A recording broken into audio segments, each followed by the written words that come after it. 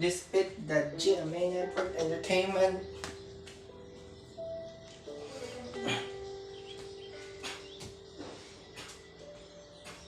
Si Shara is a very lively daughter. Siya yung taong balansyado. Matalino yung anak ko. She's very intelligent. She's very lively. She's very thoughtful. No? At the same time, ito yung tipo ng batang mabarkada, masaya. Lahat alam niya on the ground. Hindi lang siya mapag-aral. At mapagmamalaki ko, malaki ang puso ng anak ko.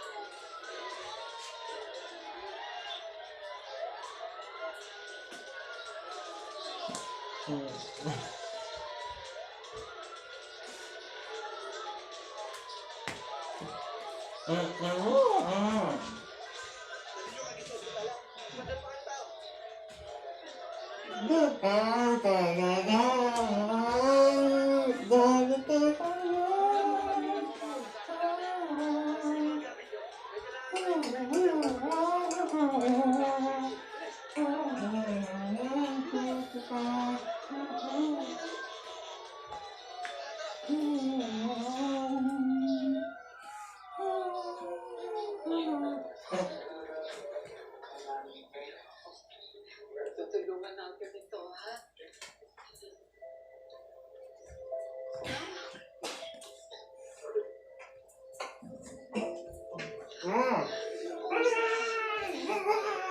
Walang ka!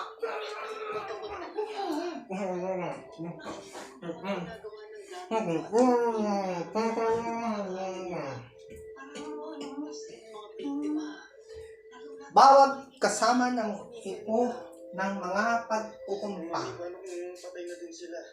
Lalo sa ina, walang-wala na ng pagtutok sa mga pagbabagal ng pananampabuhay sa mga pagsisimula. Sa atin ng mga totoong kwento ngayong gabi bilang isang ina tungkol sa mga pagsasama dahil itataas ka na bago ng mga ito sa mga pagkukumpo dahil sa pagsasama sa pag-isa ng isang ina ng para sa pagkukumpa at ito dito lamang na sa aming episode na pinagatat ang bigyan ng walang ina.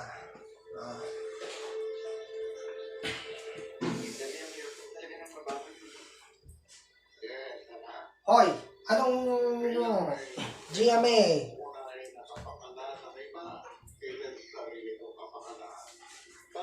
Bago ito magbukas lang, ipapatulong natin to. Hoy.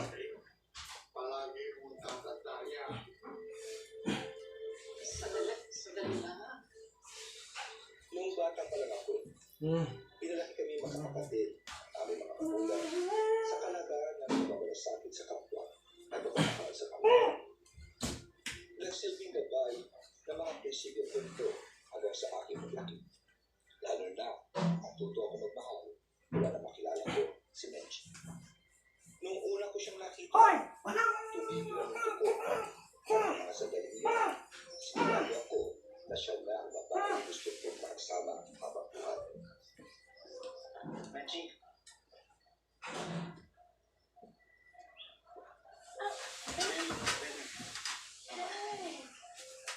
Nice to see you again. Ay, salamat pala sa pagsuporta mo sa pagsali na sa Tasha. Ako nga dapat magpasalamat sa iyo kasi nakikipag-usap ka sa akin. Hindi ka natatakot. Bakit naman ako natatakot sa'yo? Senti ka naman. Akala mo mabait. Salamat. Hindi gagawin ka pa ngayon? Wala na yung MPK, Sabado. Wala dito MPK. Ako'y estudyante ng Lasal at kumisa may break kami. Sinabihan ako nung kaklase ko, Hoy, merong binibining Pilipinas. Sinama niya ako doon lang sa, hindi ko alam kung Pongkong 7 Hazel. Basta malapit lang. Nanood kami. At nakita ko yung Miss Cavite. Nagulit na ako noon. Sabi ko, dapat makilala ko to. So, nung inabangan ko, makilala ako si Renner Abalos. So, nagbigay naman ako ng number. Hindi ba mahirap mag-aral? Hindi. Pero, Miss Philly, sana lang makapasa ako sa bar. Ikaw pa ba? Makatalino mo pa yan. Sigurado ko, magiging magandang future. Salamat. Kapag ba naging abogado ka na, ano bang career plans mo? Ano bang pangarap mo? Hindi ano.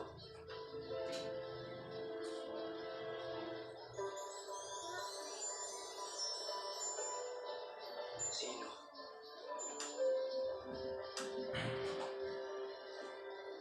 Nung naging girlfriend ko na siya, ayun, lumalabas kami.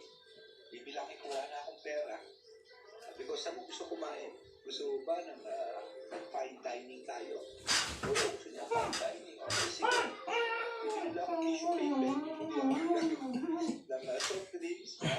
Dadali ko sa bungan. At doon, yung mga patay na manok, iniihaw. Yun, fine dining kami. Yun lang ang pera ko. Pero, importante, masaya kayo. Nung lumalabas kami, napapahanap siya sa akin ng kambal na saging. Sabi ko, ano?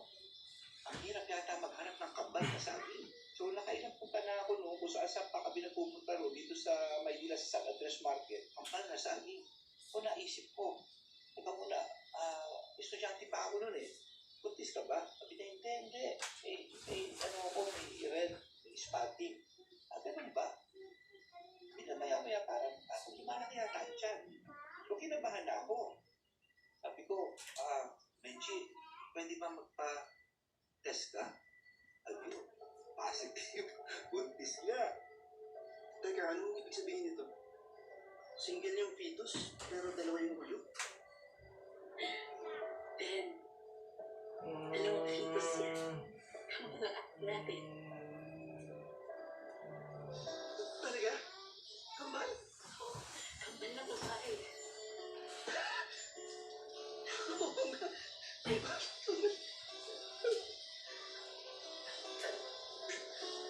Kambal niya. Ako, parang kailan lang malalaman ko na buntis ka. Tapos ngayon, magiging daddy na talaga ako. Tapos, kambal pa. Teka, kailan ba sila lalabas? Pangalan? Ano gusto mo yung pangalan natin sa kanila? 9:30 p.m. Kambal?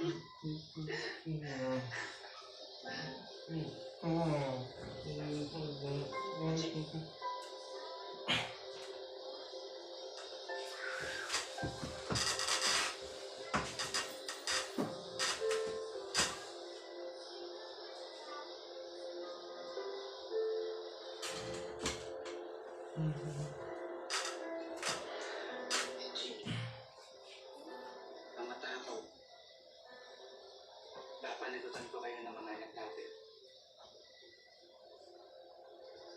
Pero Ben, ano yung pag-aaral mo? Ayaw ko mag-disappoint yung Christmas ko. Huwag kang mag-alala. Mas lalo akong magsisikap na maging abogado para maging proud kayo lahat sa akin. Lalo na ang mga anak ko.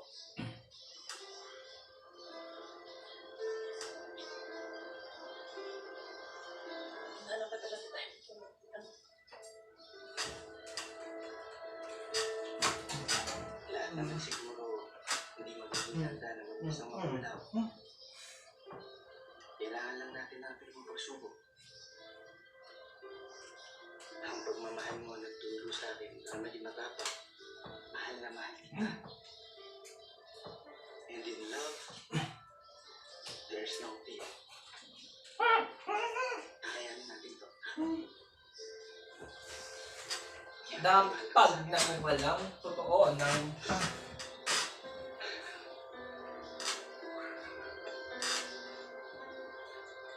Tinuruan ako ni Benji kung paano maging mas mabuting tao. Kung paano magmalasakit, magmahal na walang takot, at hindi kamalig. Yan ang kahulugan ng buhay ko. Lalo na magbunga ang pagmamahalan namin dalawa.